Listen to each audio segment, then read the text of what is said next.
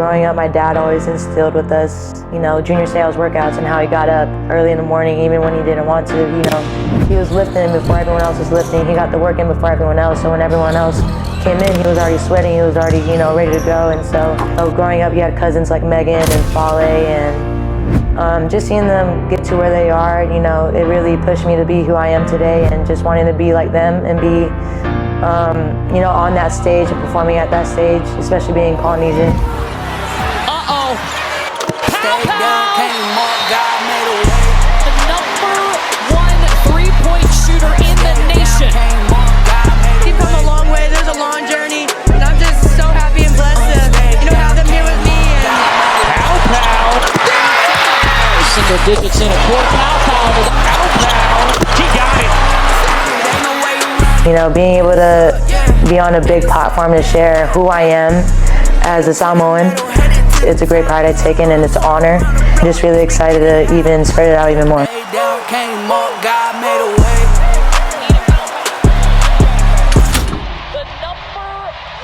3-point shooter in the nation. This is a really big year for me. It's my last season, so I'm really working really hard towards that. I'm trying to get my body and my mind intact. I'm focusing on strength in my legs, getting my knee back, and I'm just focusing on my overall body. I know that I'm gonna have to be in the best shape of my life, so that's nutrition, that's sleep, that's being disciplined, and being mentally ready for your body to go through that pain again and through that feeling that, hey, you gotta go get it. This is your year, you gotta go get it, and then you're gonna have to be the best, in shape as you can possibly be, and be strong in your faith, be strong physically, be strong mentally. So just an overall person, I'm gonna have to be better. Te-Hina Paopao is legit. A player from Oregon has decided to go to South Carolina. That's a huge move for the game now. Obviously, we all try to keep a strong mindset, and life happens, and sometimes health and all kinds of setbacks. What do you do when you're in that moment of needing to reset or push forward? I talk to God. Nice. I pray. Without His grace and mercy, I wouldn't be here. I wouldn't be able to, be here and talk to you guys. I wouldn't be here with my family. I wouldn't be able to be the person I am today. And those tough times, I just look towards Him. He spoke to my life multiple times. I prayed to Him. He supported me. He's been there since day one. So you just gotta look up to God and be like, hey, I need help today. Please pour into me, and He's just awesome. Come on, Mr. Hill. Here we go. Here we go. You're Oceanside. Open the ball feet. Down. Over through. Give up on me, I need you to hold on. Know you deep up in the storm, but I know you can face it. Luke chapter 12, verse 2 and 3. That's right. Whatever you do in the dark, it's going to come to the light. Whatever you say in the dark, it's going to come to the light. So if you don't want to say something bad and you don't want nobody to hear it, that means don't gossip in the dark, because it's going to come to the light. But here's the good thing. It's not just the bad thing. What you do in the dark, if it's good, it's come to the light. Their word for the summer is, what is in the dark always comes to light. And that's always been true. Without Him, I'm nothing. And without His grace, I wouldn't be on the court. I wouldn't be breathing today. I wouldn't, be blessed with another day to, do this interview with y'all. And family has always been there. It's been constant. They've been through the ups and downs, and they've just been able to pour into my life at such an early age. And the people that support me and throughout my journey, they've just been pouring into my life so much, and that I just want to give back to them, and knowing that what they're doing is helping me greatly, and I'm very grateful for them. And that's how I approach adversity, is just looking at God, my family, and those people in my circle.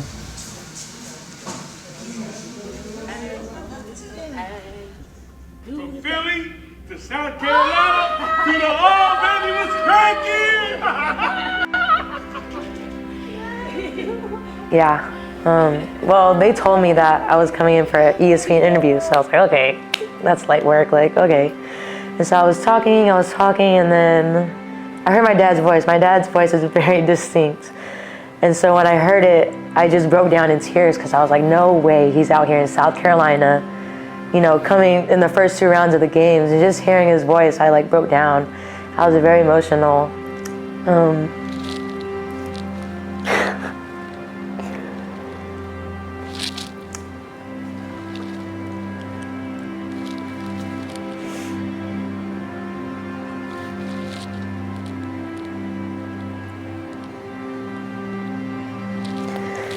It was an emotional day. I never knew he was gonna come out there. He always said that if we made it to the Final Four that he'd be there, but he came the first 2 rounds. But it was just really a great feeling. You know, our relationship has been rocky, but it also had its good days and its bad days, but that's every relationship. But it was just really cool to hear his voice and to see that he came and supported me, and it's just really cool to have him experience what I experience every night at CLA. So just being able to have him there, it was really cool and a blessing.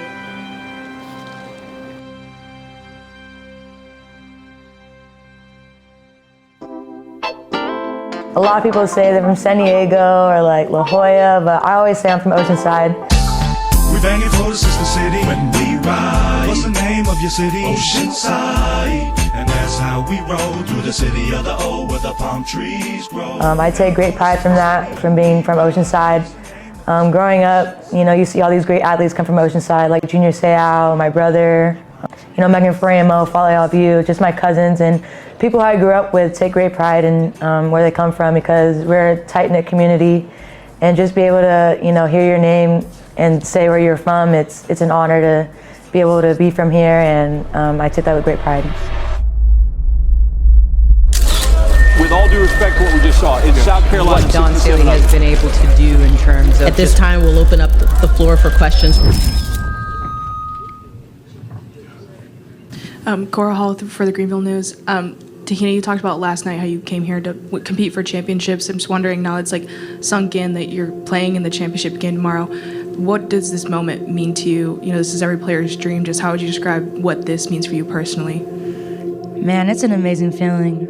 Everything's soaking already, everything's sunk in, all the emotions and everything else, but I know we're not done yet. We got one more job to do. We got to take care of business tomorrow. South Carolina, the 11th undefeated team to reach the championship. 9 of the previous 10 have gone on to win. This is the 9th title game between the AP top 2 teams, and of course, Rebecca, this is also a rematch from last year. Out of Oceanside, California, 0 Te-Hina Paopao.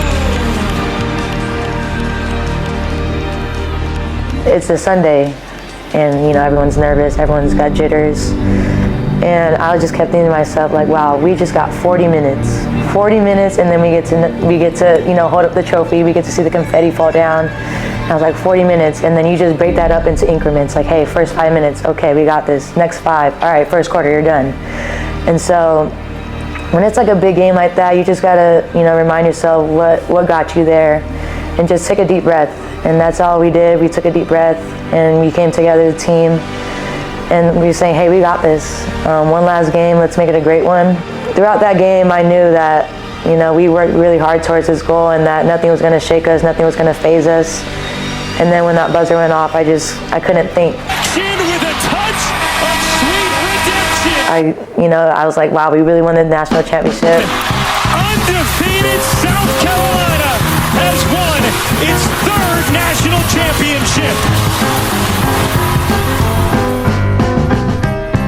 But you were great tonight. These were crucial threes. How did you bring them to the promised land? Man, it's a team effort, man. We've come a long way. There's a long journey. The confetti falling down.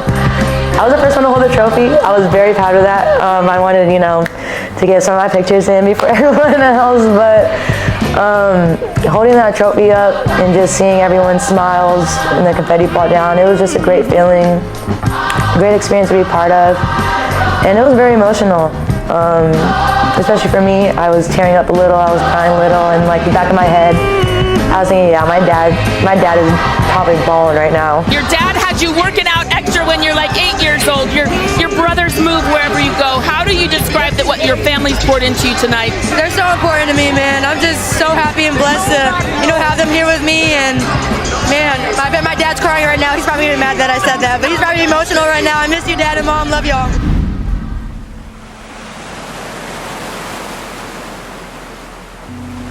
You know, your faith is the best thing that you're gonna have, and you're gonna have to trust Him. Even on your bad days and on your good days, you're gonna have to trust Him and, you know, give all the glory to Him and pray, and just bring others with you. You're put on the earth to, you know, give Him all the glory, because at some time He's gonna, you know, He's gonna say your time is up, and so you want to leave a big impact in knowing that you left a good impact in His word and in His fellowship.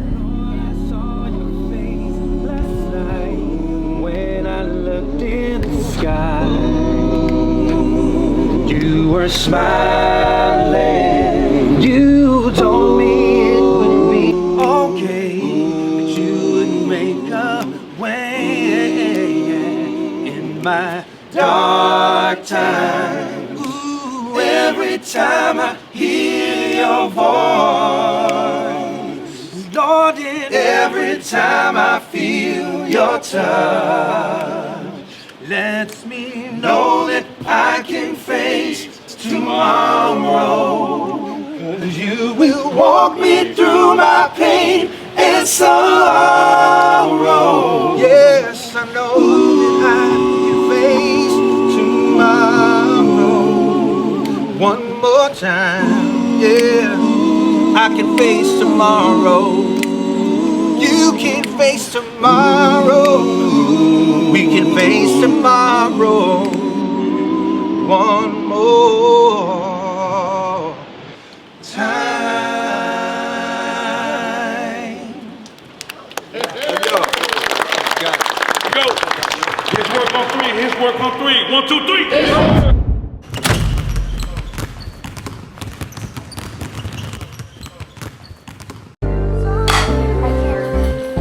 You got it, girl.